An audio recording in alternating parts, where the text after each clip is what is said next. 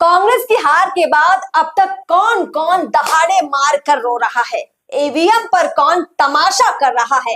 देखिए, EVM machine और कांग्रेस का जो नाता है वो बड़ा दिलचस्प है और आपको अचरज होगा। जहां जहां कांग्रेस जीत जाती है ईवीएम बहुत अच्छी है, लेकिन जहां कांग्रेस हार जाती है ईवीएम में खराबी आ जाती है। और ये खराबी बड़े बड़े पत्रकार बता रहे हैं, एनालिसिस कर रहे हैं कि कैसे ईवीएम हरवा देती है कांग्रेस के नेताओं को। तो सच्चाई हम आपको बताने वाले हैं।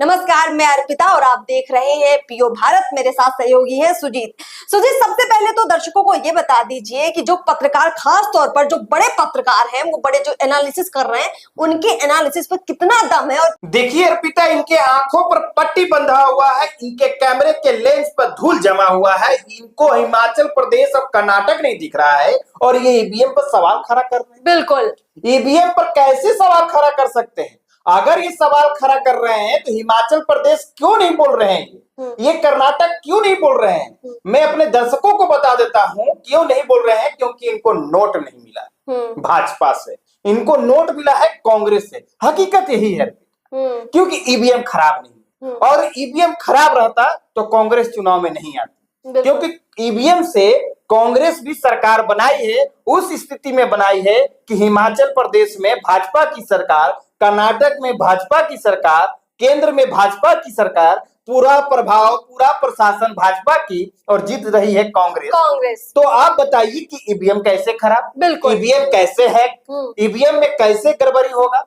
गड़बड़ी इनकी सोच, इनकी समीक्षा में, इनके नोट लेन देन में नहीं। ईवीएम में कभी गड़बड़ी नहीं हो सकता। देखिए अर्पिता, ईवीएम एक अच्छा मशीन है वोट प्रक्रिया के लिए, वोटिंग के लिए। ईवीएम एक अच्छा मशीन है। देखिए, बिहार में जिस तरह से बूथ कैप्चरिंग होता था या अन्य राज्यों में भी होता था, उसको रोकने के लिए ईवीएम एक बहुत बड़ा मशीन, अच्छा मशीन। जैसे आप बता रहे हैं कि देखिए ईवीएम क्यों जरूरी बन गई। बूथ कैप्चरिंग होती थी, यानी जहां वोट पड़ रहे हैं और किसी नेता को लग रहा है कि अब मैं यहाँ हार सकता हूँ, तो अपने गुंडे भेज दिए, उठवा लो सारे, बिल्कुल पेटियां उठवा लो।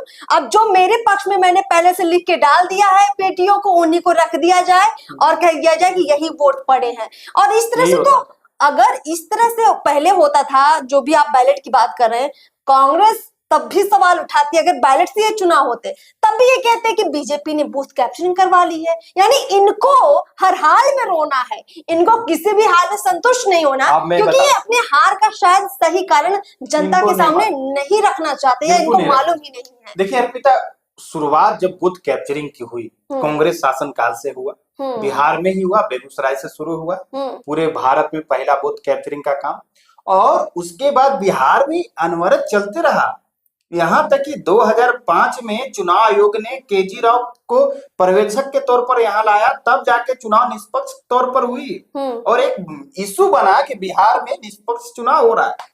आप बताइए कि उसका उदाहरण क्यों नहीं पत्रकार बताते हैं भाई? बिल्कुल, जो बड़े बड़े अपने यूट्यूब चैनल खोल के बैठे हुए हैं, ऐसे लोग टीवी से जो भगाए हुए हैं, वो यूट्यूब चैनल खोल के बैठे हुए हैं और अपने एजेंडा को लागू कर रहे हैं पैसे के दम पर। तो ये बात बिहार का उदाहरण क्यों नहीं बोलते हैं? अच्छा, कि बिहार में ये हालात, बिहार ही नहीं, यूपी, हरियाणा, राजस्थान में, मध्य प्रदेश में बहुत ज्यादा ये हालात। अभी अखिलेश यादव भी कहते हैं कि बैलेट से करवाओ चुनाव, समझ रहे हैं आप? हाँ, देखिए अब ये लोग क्या उदाहरण जोड़ते हैं कि बैलेट को कैसे जोड़ते हैं कि बैलेट अच्छा है अभी के समय में। देखिए, बैलेट पेपर से शासकीय जो सरकारी कर्मचारी होते हैं उनका वोटिंग होता है, उसमें सैकड़ों या हजारों का वोट होता है, मतलब 5,000, 10,000, 500, 200 ऐसे वोटिंग होता है।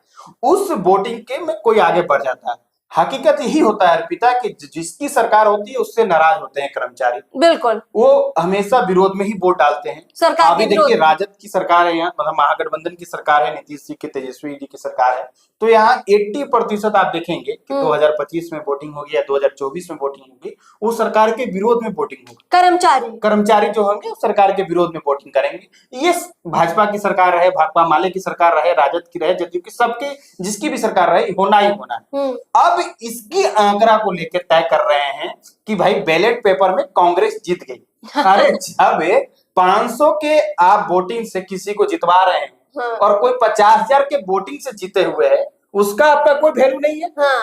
50,000 वोट जिस आदमी ने दिया, जिस लोगों ने दिया, उसको कोई वैल्यू नहीं दे रहे। अच्छा, एक कर्मचारी जो वोट दे दिया वो सही हो गया। सुजीत जी, एक और पॉइंट, बहुत बड़ा पॉइंट हम दर्शकों को बताना चाहेंगे कि मध्य प्रदेश, राजस्थान और छत्तीसगढ़ में ऐसा नहीं है कि कांग्रेस 0 पर आउट हुई हो। बहुत सारी सीटें कांग्रेस ने जीती हैं। अगर वहां पर ईवीएम गड़बड़ है तो बाकी सीटों पर कांग्रेस कैसे जीत गई? यानी इनके जो 50-60 विधायक जीतते हैं, चाहे एमपी में हो या राजस्थान में हो या छत्तीसगढ़ में हो, जितने भी इनके विधायक जीते हैं, मतलब सब गलत जीते हैं। सब की जो जीत है वो अब रद्द कर देनी चाहिए, क्योंकि वो सब, जैसे बीजेपी पर ये लोग आरोप लगा रहे हैं कि बीजेपी ईवीएम की गड़बड़ी से जीती है, तो इनके जीते हुए विधायक भी ईवीएम की गड़बड़ी से ही जीते होंगे। फिर तो ये लोग, इनको बोलना चाहिए ये बातें। बिल्कुल बोलना चाहिए। देखिए, कांग्रेस जब आरोप लगाती है ना, उस आरोप पर कांग्रेस को अडिग रहना चाहिए, कांग्रेस के लोगों को अडिग रहना चाहिए, पत्रकारों को अडिग होना चाहिए। उन पत्रकारों को बोलना चाहिए, कांग्रेस के युवराज से, मतलब कांग्रेस के जो राहुल गांधी हैं, उनको बोलना चाहिए कि साहब अब ये लोग जीत गए हैं, ईवीएम में गड़बड़ी आई है मध्य प्रदेश में, राजस्थान में, छत्तीसगढ़ में, बाकी 2 राज्यों में तो ईवीएम ठीक थी, इन 3 राज्यों में ईवीएम खराब है। यहाँ के जो आपके विधायक जीते हैं उनको आप इस्तीफा दिलवा दीजिए। भाई, पत्रकारिता तो यही है ना असलियत की। हाँ। जब आप विरोध है, जब जो मानिए किसी का ऑपरेशन हुआ, वो ऑपरेशन खराब हो गया, तो ऑपरेशन दोबारा होना चाहिए ना। बिल्कुल बिल्कुल। तो भाई, अब जब वो उसकी मतलब ईवीएम खराब है, वो जीत गया, मतलब एक तरह से आपके लिए, कांग्रेस के लिए लग रहा है कि नहीं, ये जीत सही नहीं है, यहाँ हो सकता था कि भाजपा जीतती, मेरे कांग्रेस के लोग गलत से जीत गए, तो आप दोबारा वोटिंग करवाइए, वहां जाइए, चुनाव आयोग में, सुप्रीम कोर्ट में जाइए। राहुल गांधी को केस दर्ज करना चाहिए जाके सुप्रीम कोर्ट में, बिल्कुल जाना चाहिए। और एक और इनको जाके बोलना चाहिए कि मैं वहां जितने मेरे विधायक हैं सब इस्तीफा देंगे। अच्छा, एक और बड़ी बात, अगर इनको ईवीएम पर इतना डाउट, ये दिखते, जानते हैं कांग्रेस के लोग मलाई खाते हैं और घर के अंदर में बैठ के, मतलब ईवीएम से जीते हुए विधायक को लड्डू खिला रहे हैं और बाहर आके वही विधायक से ईवीएम का गाली दिलवा रहे हैं। बिल्कुल। ये देखे, ये लोग जब चुनाव हो जाता है ना अर्पिता, तो ये चुनाव हो जाता है, उसके बाद मीटिंग करते हैं कि भाई क्या हुआ क्या नहीं हुआ चुनाव के दरमियान और क्या पोजीशन है। उस मीटिंग के बाद ये बोलते हैं कि जब तुम मतगणना स्थल पर जाओ और तुम्हारी जब हार हो जाए तो बोलना कि ईवीएम में खोट है। और ये आके बाहर बोलते हैं ईवीएम है, ईवीएम भाजपा वाला ले लिया, ईवीएम में गड़बड़ी, बैलेट पेपर से तो हम जीत गए, तो भाई हम 3 राउंड जीत रहे थे तो हम 5 राउंड जीत रहे थे। इस तरह के मन गढ़ंत बात करते हैं। देखिए अर्पिता, देखिए मैं 2010 से ही चुनावी प्रक्रिया को मैं समझ रहा हूँ, देख रहा हूँ। अगर मैं एक बूथ लेवल से मैं देखा हूँ, ईवीएम को मैं समझने का प्रयास किया हूँ बूथ लेवल से। देखिए, मेरा जो बूथ है उस बूथ से मैं समझा लगभग वहां 750-800 वोट था जब मैं 2010 में देखता था, तो 750 और 800 वोट थे और 21 कैंडिडेट थे।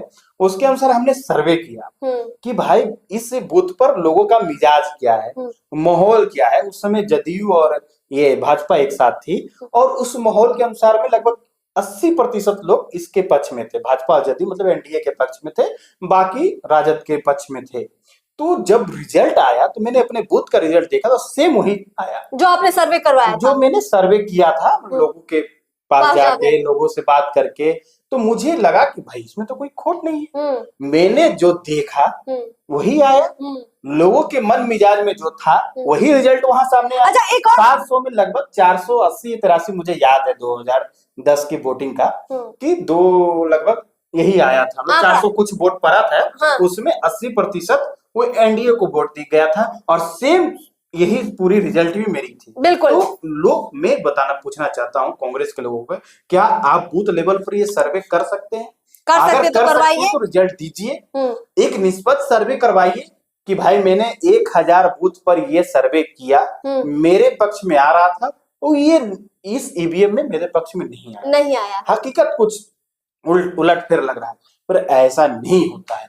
इनको मालूम है कि मेरी हार क्यों हुई है, मेरी हार नेतृत्व के कारण हुई है, मेरी हार इसके लड़ाई के कारण हुई है, मेरी हार बिना योजना के कारण, कोई एजेंडा नहीं था मेरे सुजीत जी, एक और पॉइंट हम रखना चाहेंगे यहाँ पर कि जैसे ये लोग कहते हैं कि भाई बैलेट पेपर से क्यों नहीं करवाया, ईवीएम से क्यों करवाया। तो ये जो ईवीएम का जिन है, हम जरा कांग्रेस से समझना चाहते हैं। कांग्रेस राष्ट्रीय पार्टी है, बड़ी पार्टी है, पूरे देश में इनके नेता है। अगर ये लोग चुनाव से पहले जैसे आज ये लोग शोरगुल मचा रहे हैं, चुनाव से पहले ये धरना प्रदर्शन कर लेते, बैठ जाते कि भाई अगर बैलेट पेपर से होंगे तो हम चुनाव में उतरेंगे, नहीं तो हम चुनाव में उतरेंगे ही नहीं। कुछ भी आप ऐसा कर सकते थे। यानी किसी भी रैली में तब तो ना राहुल गांधी ने बोला कि देखिए चुनाव होने वाले हैं, ईवीएम में गड़बड़ हो सकती है, तब राहुल गांधी ने ये सवाल क्यों नहीं उठाया? किसी भी ऐसे पत्रकार ने जो राहुल गांधी जी के बहुत प्रिय पत्रकार हैं, उन्होंने भी ऐसा कोई सवाल नहीं उठाया कि देखो चुनाव आने वाला है, बीजेपी ईवीएम में गड़बड़ कर सकती है। तब ये सवाल क्यों नहीं उठाया? क्योंकि इनको डर था कि गलती से अगर कांग्रेस जीत जाएगी, मान लीजिए गलती से अगर राजस्थान में या मध्य प्रदेश में या छत्तीसगढ़ में कांग्रेस की सरकार आ जाएगी, तब अगर अभी से ये लोग ईवीएम वाला मुद्दा उठा देंगे तो इनकी तो फजीहत हो जाएगी ना। तो इनको पता था कि हारेंगे तभी ईवीएम पर दोष मढ़ देंगे। अभी क्यों बोलना? क्योंकि ईवीएम में तो दोष है ही नहीं, दोष तो हमारी नीतियों में है, हमारे विचारों में है, उन पत्रकारों के नोटों में है, जो नोटों में है। ये हकीकत है, बिल्कुल लोगों को भी जानना होगा, समझना होगा। देखिए पत्रकार पहले निष्पक्ष हुआ करते थे, अब मैं भी निष्पक्ष हूँ, पर लोग ऐसे बांट दिए कि बोलना मजबूरी हो जाती है। लोग ऐसे खबर दिखाने लगते हैं कि बोलना मजबूरी हो जाती है। लोग ऐसे कहने लगे हैं कि लगता है कि सिस्टम ही खराब है। क्यों? अब आप एटीएम से पैसा निकालें, क्या एटीएम से फ्रॉड नहीं होता है? क्या होता ही होता है। ईवीएम भी कहीं गड़बड़ी होगी। मैं तो बोल रहा हूँ ना कि आप उसके अनुसार सर्वे करवा लीजिए राहुल जी ना। आप बताइए ना कि भाई मेरे लगता है ना कि जैसे अब आप देखिए जब 10वीं की परीक्षा होती है या 12वीं की परीक्षा होती है तो सरकार एक मौका देती है लोगों को कॉपी देखने के लिए। आप भी एक मौका ले लीजिए चुनाव आयोग से कि भाई मुझे कॉपी देखने दो, मुझे कितनी वोट इस बूथ पर आया है, इस कॉपी को हम देख ले और तब लोगों के बीच में जाइए। तो आपने जो बात बताया अर्पिता कि इनको तो लगता है कि मेरी सरकार आने वाली है, चुनाव के पहले ना इनके पत्रकार बोलेंगे, ना इनके लोग बोलेंगे, ना ये चिल्लाएंगे कि भाई ईवीएम खराब है। और देखिए अगर ये हकीकत में ईवीएम के विरोध में है तो अभी 2024 के इलेक्शन बिल्कुल बहुत बड़ी बात। अभी से ये जैसे एनएसी क्या था उसके यार, एनआरसी जैसे ये एनआरसी के लिए धरना प्रदर्शन किए, जैसे एनआरसी और केब के लिए किए, सीसीए के लिए किए, ठीक उसी तरह का धरना प्रदर्शन करे हर जगह। मैं इस चुनाव में मेरे लोग भाग नहीं लेंगे, मैं भाग नहीं लूंगा, बैलेट पेपर से चुनाव हो, और एक आधार रखे बैलेट पेपर से क्यों चुनाव हो। ये चुनाव का आधार न रखे कि जो 500 200 300 वोटिंग आती है बैलेट पेपर से, उसका आधार नहीं। जो मैंने बताया या जो तरीका होना चाहिए बैलेट पेपर का आधार, या बैलेट पेपर बहुत अच्छा, मुझे तो बैलेट पेपर अच्छा नहीं लगता क्योंकि मैंने बिहार में बूथ कैप्चरिंग होते देखा। बैलेट पेपर से बूथ कैप्चरिंग बहुत आसान है, ईवीएम से आसान है। बिल्कुल नहीं है, क्योंकि आप बैलेट पेपर के वोट को तो बदल सकते हो, ईवीएम मशीन हर किसी से चलने वाली चीज नहीं है। कोई ईवीएम मशीन में यूं ही बैठकर गड़बड़ नहीं कर सकता है। उसके लिए बहुत ज्यादा नॉलेज चाहिए और चलते फिरते लोगों में ये नॉलेज नहीं है। हाँ, लेकिन गुंडे जो है, जो किसी भी पार्टी या किसी भी नेता के जो गुंडे होंगे, वो आसानी से आपके डाले गए वोट को यूं पकड़ेंगे और फाड़ के फेंक देंगे और अपना लिखा हुआ वोट डाल देंगे और कहेंगे कि यही हमारे पक्ष का वोट है। तो सोचिए आप बैलेट और ईवीएम की तुलना में कितना अंतर है। एक अंतिम बात जो आपसे हम लेना चाहेंगे, देखिए जितने भी हम राज्यों में देखें, चाहे मध्य प्रदेश की बात करें, राजस्थान की बात करें या छत्तीसगढ़ की बात करें, कांग्रेस अगर कह रही कि हम भाई जीत रहे थे, क्यों जीत रहे थे आप? आपने ऐसा किया है कि आप जीत रहे थे? राजस्थान में गहलोत और सचिन पायलट एक दूसरे का माथा फोड़ रहे थे, कैसे जीत रहे थे? वहां आपके सरकार के खिलाफ इतना विरोध था, कन्हैयालाल की जो हत्या हुई थी, आपको याद होगा, एक बहुत बड़ा मुद्दा बना था। ये सारे कई ऐसे मुद्दे हैं, महिलाओं की सुरक्षा का मुद्दा हो, राजस्थान में कोई खुश नहीं है कांग्रेस से, वहां हारती हुई दिख रही थी। मध्य प्रदेश की बात करें तो मध्य प्रदेश में एन वक्त पे जो शिवराज सिंह चौहान ने काम किया, लाडली योजना का जो प्रभाव दिखा, उससे साफ पता लग रहा था कि लोग बीजेपी के पक्ष में आ गए हैं। मोदी का चेहरा लोगों को पसंद आ रहा है। राम मंदिर मुद्दा था। और छत्तीसगढ़ की नहीं, अगर स्थानीय मुद्दों की बात कर ले, अगर हम छत्तीसगढ़ की बात कर ले तो जहां कांग्रेस की सरकार है, भूपेश बघेल, शराबबंदी जैसा बड़ा मुद्दा था जो वहां पर, और ऐसे कई भ्रष्टाचार के मुद्दे भी लगे। बिल्कुल ऐसे कई मुद्दे थे जिसकी वजह से वहां के लोग खुद कह रहे थे कि हमें नहीं चाहिए भाई कांग्रेस।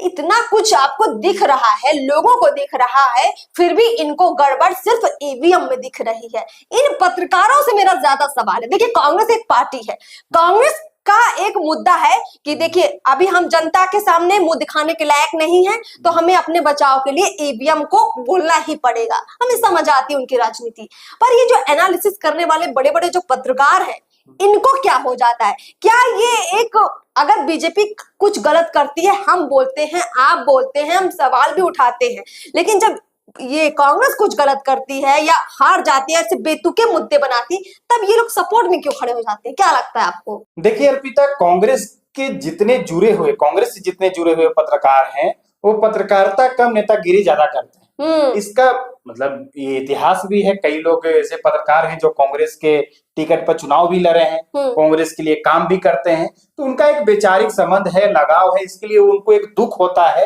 और हार का समीक्षा न करे, कांग्रेस की बुराई न करे, उसके लिए एक आधार ले आते ईवीएम मशीन को, क्योंकि वो मशीन है, उस पर आरोप लगाइए, कोई दिक्कत नहीं है, वो तो बेचारा चिल्लाएगा नहीं। और भाजपा जीत गई है, उसको तो क्या मतलब है, आप चिल्लाते रहो, मैं तो यहाँ जीत गया हूँ। तो इनको अपनी व्यूअर्स के बीच में, अपने लोगों के बीच में, उनके अपने दर्शकों के बीच में अपनी एक साख बचाने के लिए कि भाई हार के बाद, जैसे हम बोले ना, हार के बाद नेताओं को क्या बताया जाता है, ठीक इन पत्रकार भी अपनी मानसिकता को तय किए रहते हैं कि हार के बाद हम क्या बोलेंगे कि ईवीएम इस राज्य में बैन, इस देश में बैन है, ईवीएम यहाँ इस तरह से हैक हुआ, इस तरह के पूरी व्यवस्था को सेट कर देते हैं। और मैंने जो बताया कि आप किस तरह से ईवीएम को सही और गलत साबित कर सकते हैं, एक सर्वे कर सकते हैं, एक तरीका है प्रैक्टिकली, आप उसको देख सकते हैं, तो वो उस तरीके से वो रख सकते हैं बात। पर वो बात करेंगे अमेरिका का, वो बात करेंगे इटली का, वो बात करेंगे फ्रांस का, वो यहाँ तक बात करेंगे, किसी टेक्निकल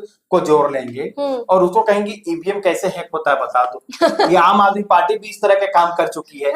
तो इनका एक तरीका होता है। देखिए सुजीत जी, ईवीएम हैक हो सकती है, हम ये नहीं कह रहे कि नहीं हो सकती है, बिल्कुल हो सकती है, लेकिन आप ये मानिए कितने हैकर्स हैं आज के टाइम। देखिए कोई राह चलते हैकर्स नहीं बन सकता है। और सबसे बड़ी बात कि जो जितने भी राज्यों में विधानसभा के चुनाव होते हैं, एक दो ईवीएम मशीन नहीं होती है, कितनी ईवीएम मशीनें होती हैं, आप समझ रहे हैं? इतनी सारी ईवीएम मशीनों को हैक करना क्या इतना आसान है? और दूसरी बड़ी बात, अगर इनको लगता है कि बैलेट पेपर, क्या आपको नहीं लगता है कि बैलेट पेपर कैप्चर करना ज्यादा आसान है?